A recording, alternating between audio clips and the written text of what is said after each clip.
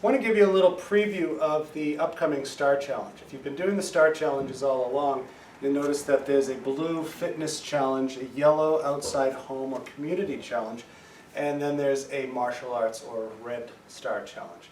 This one's going to be specifically towards the red, although it does include some fitness, specifically balance. What we're trying to do in our red STAR Challenge is make better kicks. Now the reason I have STAR Challenges existing is I want you to improve. I don't want it to be anything to do with your belt rank. Some people develop really good balance at white belts. Others will struggle a long time, all the way up until brown even. When you're doing your kicks though, if you take your time and you slow yourself down, everybody can improve. So everybody wants to have good balance, and it's something that will go away as you get older. So take the opportunity as you're younger to really develop this and work on it. When you go to do a front kick, we all know that there are 4 parts to a kick. We chamber up, we kick out, we pull back, and we go down. In the middle of a form, a lot of that gets missed. So in sparring, a lot of that gets missed. So the challenge that I have for everybody to start working on is to hold your kick for part 1 and to be able to make multiple kicks for part 2. The details will come out as we get closer to April or when we do launch that next STAR Challenge, which I believe will be number 24. So for the kicks, let's talk a little bit about the kicks themselves. A front snap kick from a forward position, I can do it with either leg, but typically we're going to take it from our back leg. I chamber. If I chamber correctly, my foot's down, toes are pointing slightly down, knee is up, and then my foot's going to follow. If I finish the kick, where I finish and where I put this is important. I can step forward into my front stance. I can kick and recover back. I can kick and put it down if I needed to. I can kick, and then I could kick again if I had to. So if you think about your katas that you have, Hien 2, this technique, 1, 2 in the second half, try doing this and holding. Try getting that position, holding and counting, and see if you can get to 5. Okay, but then don't stop there. Extend. See if you can hold it out. Draw it back. And then think about how you're stepping, not just throwing your foot to the ground.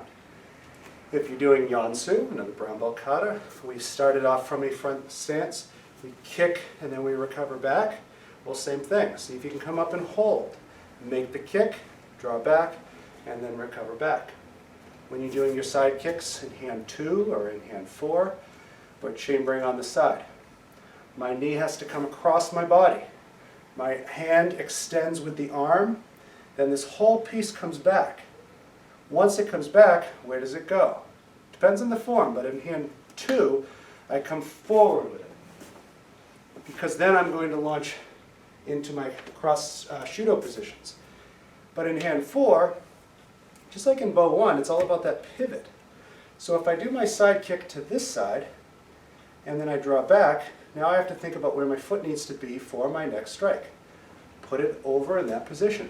Transitional front stance. There's my strike. Chamber across. 4 parts. Goes out. It comes back. Now where does it go? Out. Transitional stance. So you're allowing the 4 parts of that kick to also help you with the form. Now why don't we want to let our kick fall down? Well, if I'm kicking somebody, I want to be able to kick again? Sure, that's one reason, because what if they block the first one? I also don't want to throw my body in and lose control of my body. I want to be able to kick and do whatever I want after that. I don't want to give a person a chance to grab my leg. I leave it out there too long. And I also don't want to kick and then land in a bad position where I'm susceptible to being struck. So you always want to maintain control. Our legs are not as smart as our hands. We use our hands from everything from throwing a ball to brushing a teeth. If we are running, they know what to do. If you practice in baseball or soccer, you have specific things. Well, they have to learn. They have to learn how to do it. So just like learning your baseball stance, or if you're a soccer goalie, learning how to position to be able to move from side to side, it just takes some practice. Take your front kick, your roundhouse, your side kicks, and your back kicks. Work on not only chambering and holding each chamber, but also try multiple kicks. Thank you.